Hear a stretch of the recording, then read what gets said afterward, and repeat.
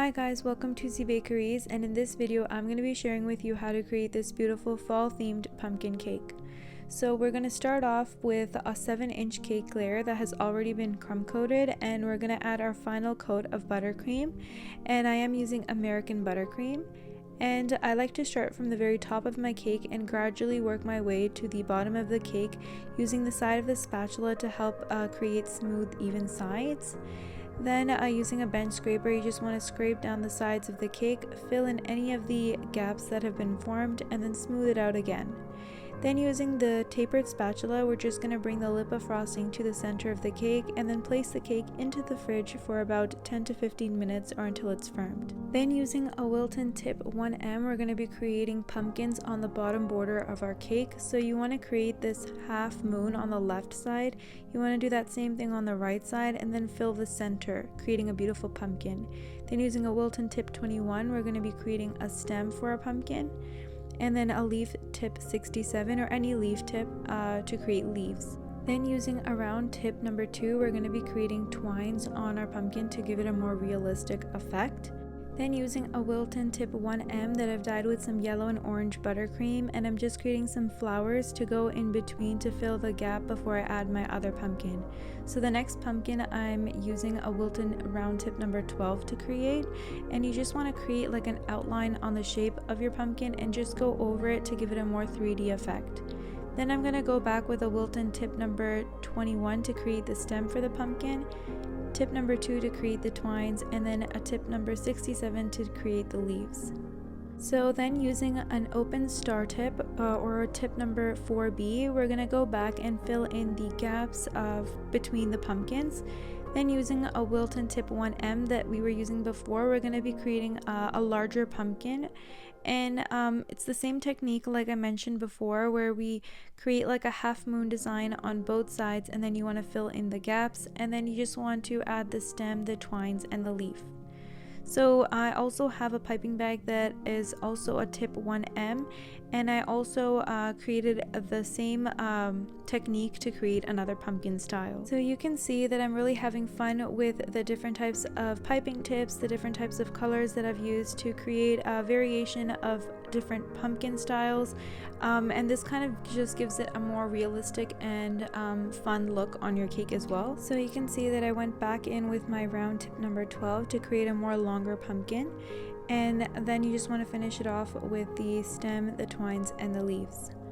So you just want to really have fun with the different piping tips. So you can see that the piping tip that I used to create flowers to fill in the gaps, I'm using that same tip to create another smaller pumpkin to go next to my long pumpkin. And I feel like you just really have to have fun and just play around with the different types of piping tips that you have.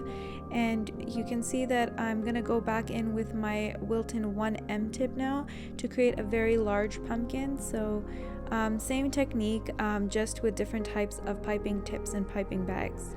Also, if you guys are enjoying these tutorials, please do like and comment down below what you guys would like to see next, and if you guys would like to see more fall themed cakes or just other types of cake decorating tutorials, do let me know, and I would love to be able to share that with all of you guys.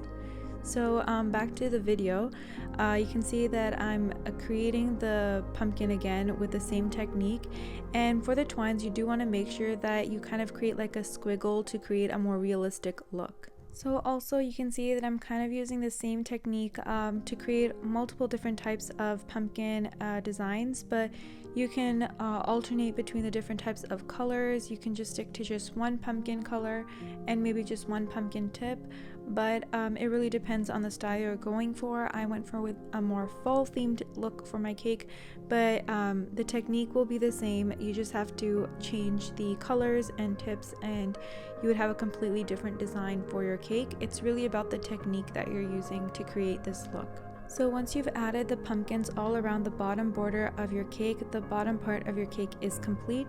So over here I have 3 piping bags filled with a Wilton 1M tip, and I'm going to be creating a rope border alternating between the 3 colors. So I have an orange, a red, and a yellow, and every time I end off with one swirl, the next tip will start off continuing the previous swirl. just to create that continuous look all around the top of your cake.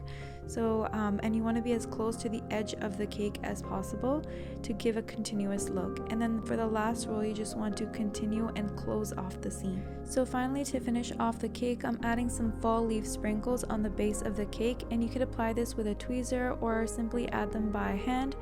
And you do want to make sure that when you're applying it, your buttercream is firm, because if your buttercream is soft, it will leave marks behind. And you want to carefully place them on the base of your cake. I wanted to add more on the top and gradually add fewer on the bottom to give it a more fall leaf effect. And I really loved how this cake turned out, and I hope you guys found this tutorial helpful. And if you did, please do like, share, comment, and subscribe to my channel for a new cake decorating tutorial each week. And I hope to see you guys in my next video.